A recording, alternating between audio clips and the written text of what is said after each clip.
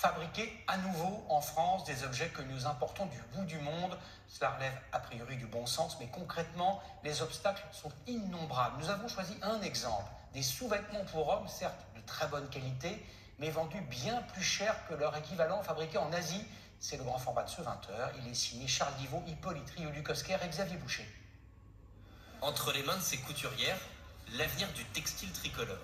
Derrière cette nouvelle collection de sous-vêtements, un pari risqué pour tenter d'assurer la survie d'une marque devenue en 13 ans le porte-étendard du Made in France. On est en train de fabriquer notre nouvelle gamme de sous-vêtements qu'on veut rendre plus accessible. Pour ça, on prend un vrai risque industriel. On a lancé une commande de 400 000 pièces pour être capable de diviser le prix par deux.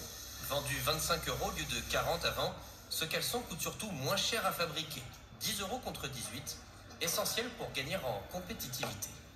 On a du mal à trouver un vrai modèle économique pérenne parce qu'on fabrique tout en France à un coût. Si on reste sur des petites séries à un prix élevé, on n'arrivera pas à trouver la solution économique.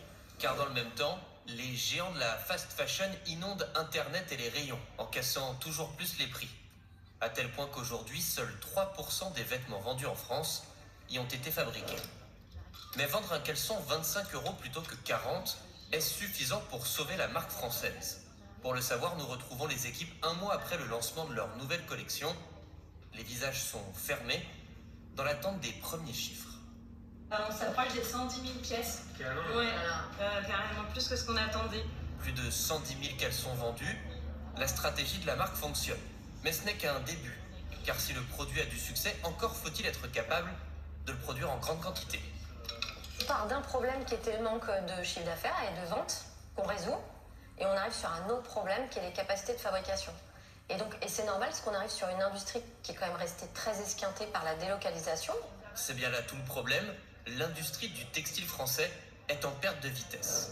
C'est simple, en 1990, elle employait 425 000 personnes, c'est à peine 70 000 aujourd'hui.